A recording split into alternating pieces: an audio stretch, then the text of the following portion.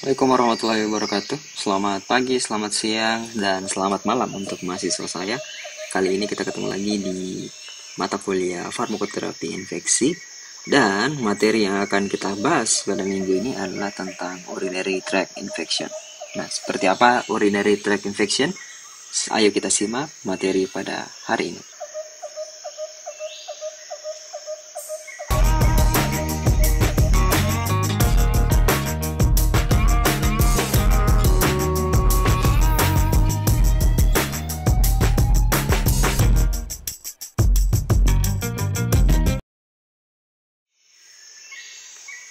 Ya, urinary tract infection atau biasa kita sebut sebagai infeksi saluran kemih, ya.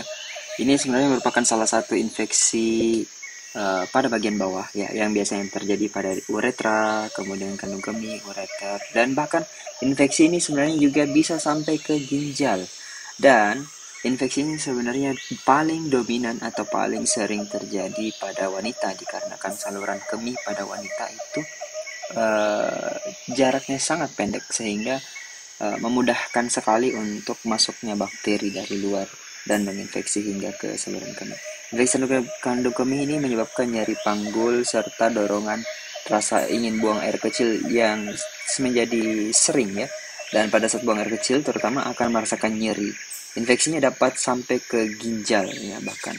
Nah, gejala dan tandanya pada saluran kemih atau orang-orang yang mengalami infeksi saluran kemih ini, yang pertama pada saat buang air kecil itu rasa seperti terbakar, ya. Kemudian nyeri ketika ingin buang air kecil, dan buang air kecilnya juga frekuensinya banyak tetapi sedikit, ya. Yang keluar itu sedikit. Lalu nyeri pada bagian perut bagian bawah, ya. Hingga kalau misalnya itu infeksinya sudah menyebar, ya, itu bahkan bisa sampai menyebabkan demam, ya.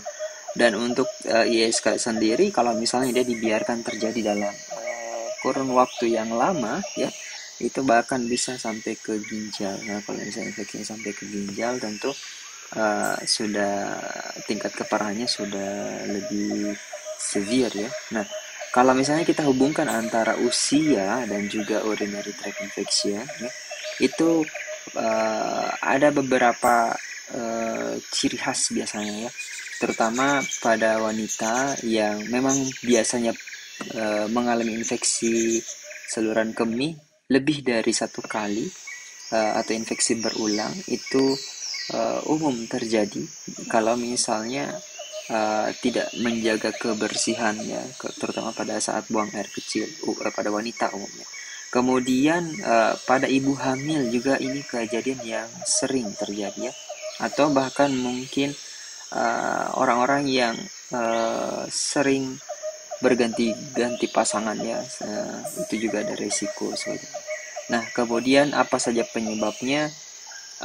Yang pertama bisa disebabkan karena diare, ya, kotoran pada saat diare yang menginvasi, dalam hal ini bakterinya, ya, menginvasi masuk ke saluran kemih itu bisa. Kemudian kasus-kasus diabetes, seks bebas termasuk, ya, penggunaan pil KB juga beberapa yang tidak cocok misalnya. Kemudian makanan yang tidak bersih, sering menahan kencing, ini yang paling seringnya untuk orang-orang yang sering menahan buang air kecil, ya, itu juga akan sangat berisiko tinggi. Lalu ada gangguan ginjal, ini juga tentu sangat berpengaruh, ya. Nah, bagaimana patofisiologinya untuk urinary tract infection? Nah, sebenarnya untuk urinary tract infection itu disebabkan karena infeksi bakteri, salah satunya itu adalah Escherichia coli yang menginvasi masuk ke saluran kemih. Itu tadi salah satu penyebabnya dikarenakan oleh uh, orang-orang yang mengalami diare, ya, ketika mereka misalnya tidak membersihkan dengan baik, yaitu akan beresiko. Nah, infeksi ini nanti ujung-ujungnya akan mengaktifkan sistem imun dan produksi imunoglobulin A dan juga glicoprotein, ya, untuk sebagai sistem pertahanan tubuh. Nah, untuk diabetes sendiri hubungannya dengan urinary tract infection sebenarnya itu dikarenakan penumpukan glukosa pada urin, ya. Kita tahu pada kasus orang-orang yang mengalami infeksi saluran kemih atau gangguan diabetes, ya, itu karena glomerulusnya sudah tidak mampu untuk menyaring glukosa. Ini juga menjadi pemicu terjadinya pertumbuhan bakteri. Tentu ini akan meningkatkan jumlah leukosit ya di dalam tubuh. Nah, untuk urinary tract infection sendiri itu ada dua, yang ada yang sifatnya uncomplicated dan juga yang complicated. Bisa Anda lihat pada gambar ya, baik itu uncomplicated maupun yang complicated. Itu masing-masing berbeda untuk hampir sama sih sebenarnya, tapi ada beberapa bakteri berbeda. Dua-duanya itu umum itu disebabkan oleh Escherichia coli. Nah, kemudian yang berbeda adalah pada yang complicated ya. Untuk yang complicated itu seperti kayak kasus yang disebabkan oleh infeksi Serratia, lalu Pseudomonas aeruginosa, dan juga Actinobacter, yaitu masuk dalam infeksi yang complicated. Ini Anda bisa lihat bahkan untuk pemilihan antibiotik yang umum sih sebenarnya untuk kasus ini seperti kayak trimethoprim, sulfamethoxazole, dan juga cephalosporin generasi ketiga. Itu yang umum biasanya menjadi pilihan pada kasus ISK. Nah, kemudian seperti apa sih uncomplicated dan juga complicated itu sendiri? Ya, ada beberapa klasifikasi untuk urinary, yaitu selain dari dua tadi itu ada recurrent urinary tract infection. Ini kalau misalnya dia infeksi berulang ya, bisa juga disebabkan karena kateter ya, penggunaan kateter. Kemudian ada urosepsis, ini untuk kasus yang lainnya. Nah, kemudian untuk uncomplicated ini sifatnya akut ya. Untuk uncomplicated biasa disebabkan oleh kasus cystitis ya atau pyelonefritis. Nah, sedangkan untuk yang complicated ini dia lebih kompleks sebenarnya, bisa disebabkan karena infeksi-infeksi yang berat seperti kayak sepsis. Nah, faktor resiko dari complicated urinary tract infection itu yang pertama karena adanya gangguan obstructive urinary tract infection ya. Kemudian gangguan berat badan, kehamilan, diabetes, gangguan imunosupresan ya atau dalam sistem imun, atau bahkan penggunaan antibiotik yang tidak teratur ya. Jadi itu juga bisa menjadi pemicu untuk kasus-kasus urinary tract infection.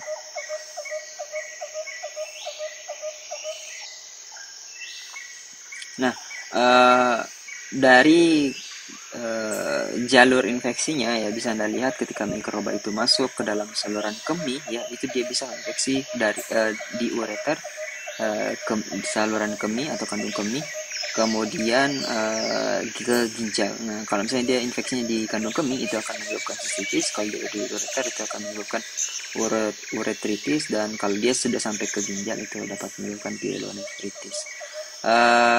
Reaksi ketiganya ini akan menimbulkan reaksi antibodi ya, nanti akan menyebabkan gangguan termoregulasi atau peningkatan suhu tubuh. Nah, untuk kasus cystitis sendiri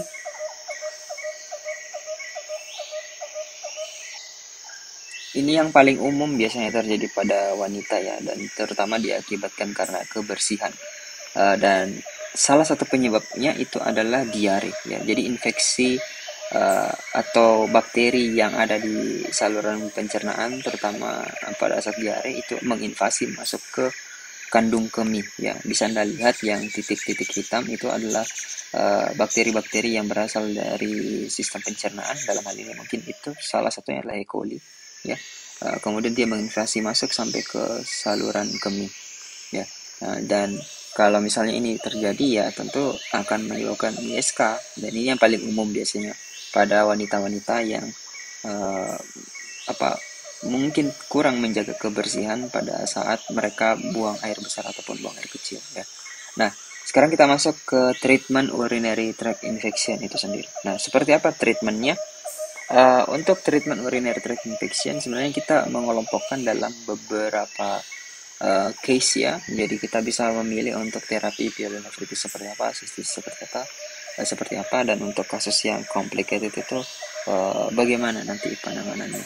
Nah, untuk kasus seperti ini ya, kita lihat bersama pada infeksi uncomplicated terlebih dahulu.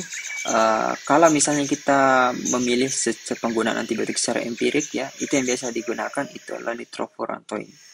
Dan kalau misalnya ini dengan catatan bahwa tidak ada pregnancy ya, atau tidak ada kehamilan pada ibu hamil, atau bisa juga pilihannya itu jatuh pada trimethoprim ya, itu juga bisa. Kemudian pada pria ini juga bisa digunakan tetapi dalam jangka waktu yang lebih lama ya, bisa sampai 1.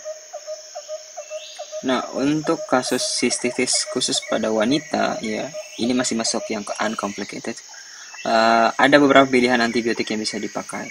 Dan yang terbaru ya, yang terbaru sekarang itu kebanyakan klinisi langsung menggunakan selain nitrofurantoin tadi ya, itu langsung menggunakan fosfomisin.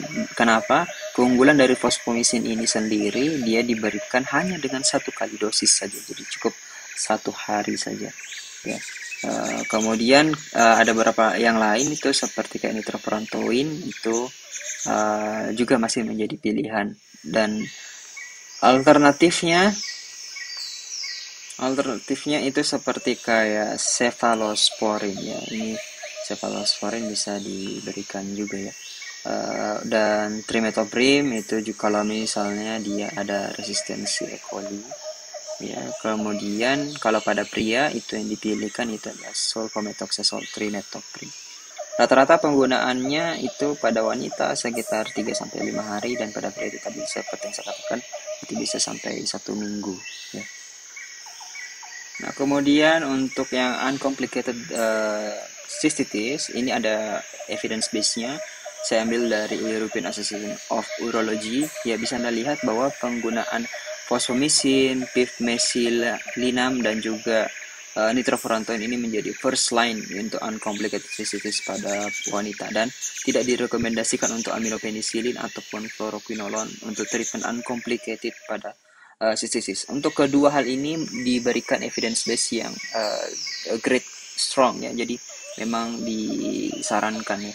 Nah, kemudian untuk treatment yang lain untuk pyelonefritis itu disarankan baru fluoroquinolone untuk first line-nya. Jadi berbeda antara pyelonefritis dan juga uncomplicated cystitis. Dan ini juga terutama diberikan pada untuk uncomplicated yang hospitalized ya. Pilihannya itu fluoroquinolone untuk pasien-pasien. Dan untuk justru penggunaan nitrofurantoin, fosfomisin, dan juga pivmesilinam itu tidak direkomendasikan untuk yang pyelonefritis. Dan ini juga semuanya itu secara evidence base itu punya great strong ya, artinya memang terbukti. Nah, untuk pyelonefritis sendiri pilihannya adalah ciprofloxacin, levofloxacin, trimethoprim sulfametoxazole, cefpodoxim, dan juga ceftibuten. Nah, ini yang merupakan pilihan-pilihan pertama, terutama seperti ciprofloxacin dan levofloxacin.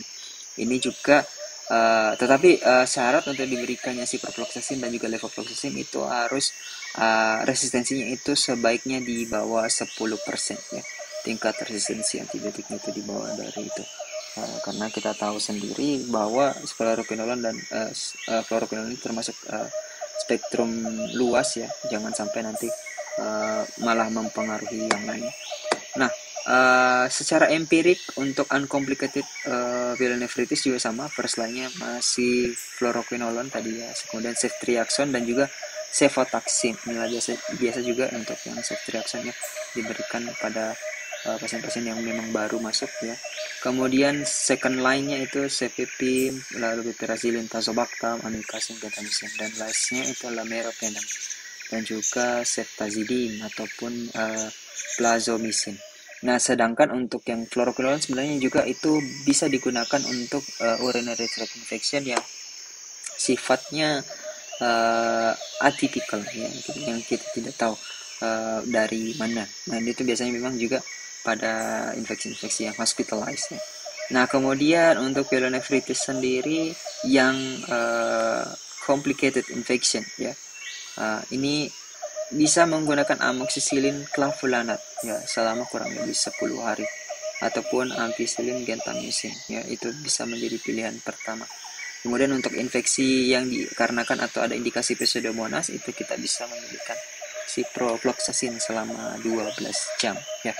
Jadi Ya, memang untuk ciprofloxacin seperti yang tadi saya katakan, karena dia spektrumnya agak luas sama dengan amoxicillin, clavulanate dan juga ceftriaxone. Apalagi kalau yang sifatnya itu complicated, tentu itu bisa menjadi pilihan. Nah, bagaimana dengan evidence base-nya? Dan Anda bisa lihat di sini masih sama tadi ya dari European of Urology. Ini amoxicillin plus dengan aminoglikosida, kemudian cephalosporin atau aminoglikosida atau generasi ketiga cephalosporin itu bisa digunakan untuk treatment complicated ya, bukan yang uncomplicated ya, tapi yang complicated urinary tract infection, dan itu rekomendasinya sangat kuat ya. Bahkan untuk mengatasi infeksi urologi yang abnormal ya, yang si faktornya itu sangat kompleks ya, itu sangat dianjurkan ya. Nah, kemudian infeksi yang diakibatkan karena hospitalized ya, pada saat pasien mendapatkan infeksi itu di hospital, itu juga sangat dianjurkan. Nah, untuk kasus yang lain seperti urosepsis urinary tract infection, ini ada beberapa antibiotik seperti cefotaxime, lalu ceftazidime, ceftriaxone, cefepime, perazilin, tazobactam ya. Itu bisa diberikan hingga amikacin dan juga gentamicin. Tetapi meropenem juga masuk ya. Tetapi jangka waktu durasinya itu lebih lama ya, sampai 1 minggu lebih ya, sekitar 7 sampai 10 hari untuk kasus urosepsis itu sendiri. Kenapa? Karena urosepsis sendiri ini nanti dia beresiko SIRS ya, Systemic Inflammation Response Syndrome, di mana itu nanti tentu akan beresiko pada pasien-pasien yang bahkan bisa berkembang hingga sepsis ya. Kemudian yang mengalami kasus persisten uretritis itu seperti azithromycin plus dengan metronidazole ya, itu bisa diberikan, dan juga moxifloxacin plus dengan metronidazole itu bisa diberikan untuk kasus-kasus yang lebih kompleks lagi pada kasus uretritis itu sendiri ya. Nah, kalau tadi sistitis itu yang umum terjadi pada wanita, nah pada pria juga ada ya, kita sebutnya sebagai prostatitis. Nah, ini biasanya bakterinya juga menginfeksi masuk hingga ke prostat, dan untuk gangguan ini sebenarnya cukup mengganggu ya pada infeksi saluran kemih pada pria, karena dia bisa menyebabkan nyeri khususnya pada saat buang air kecil, dan juga pada bagian prostat ya, sehingga terjadi rasa tidak nyaman. Bahkan pada saat tidak kencing pun itu juga akan terasa demikian.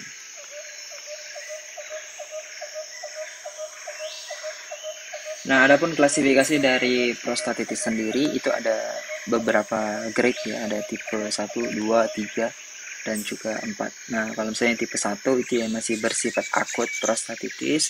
Kalau dia sudah kronik itu dia masuk ke tipe 2. Kemudian tipe 3 itu kalau misalnya kronik tapi bukan karena bakteri ya. Kemudian tipe 3 itu karena inflamasi tertentu ya. Kemudian kalau tipe 3B ya, tanpa adanya inflamasi. Lalu tipe 4 itu yang kalau misalnya sifatnya hanya asimptomatik dan inflamasi prostatitis itu sendiri. Dan biasanya untuk antibiotik yang biasanya diberikan itu seperti fluoroquinolone, doxycycline, azithromycin dan juga metronidazole. Nah, kalau dari berdasarkan evidence base-nya untuk treatment acute prostatitis atau yang ada di klasifikasi 1 tadi ya, itu memang direkomendasikan untuk penggunaan antibiotik seperti fluoroquinolone, doxycycline dan juga azithromycin serta metronidazole ini masuk kuat. Nah, kalau untuk yang kasus kronik sendiri ya, yang di kasus itu tadi yang klasifikasi kelas 2 itu ciprofloxacin, levo, azithromycin, tetracycline itu juga bisa diberikan. Kalau misalnya infeksinya itu ada infeksi trikonoma, itu kita menganjurkan untuk pemberian metronidazole. Nah, untuk pemberian infeksi profilaksis ya, untuk infeksi saluran kemih, profilaksis itu artinya pencegahannya supaya misalnya tidak timbul infeksi berulang terutama, itu bisa diberikan nitrofurantoin, kemudian asam nalidiksat dan juga trimethoprim ya sebagai profilaksis terapi. yang dilanjutkan kurang lebih sekitar 3-6 bulan pasca infeksi ya, jadi supaya tidak terjadi infeksi berulang. Ya, kurang lebih mungkin untuk materi urinary tract infection seperti itu ya. Jadi ada beberapa jenis infeksi baik pada pria maupun pada wanita, dan pun ada beberapa pilihan antibiotik yang tentunya kita bisa gunakan untuk yang kasus uncomplicated, juga untuk kasus khusus yang complicated urinary tract infection. Jadi tidak sama ya untuk penggunaan antibiotiknya. Oke, mungkin itu saja untuk materi pada hari ini ya. Bagi Anda yang ingin masih punya pertanyaan dan belum terjawab pada slide ini, silakan komen di bawah. Dan juga jangan lupa untuk subscribe video ini kalau misalnya Anda menunggu untuk video-video pembelajaran selanjutnya. Sampai ketemu lagi dalam materi farmakoinfeksi selanjutnya. Assalamualaikum warahmatullahi wabarakatuh.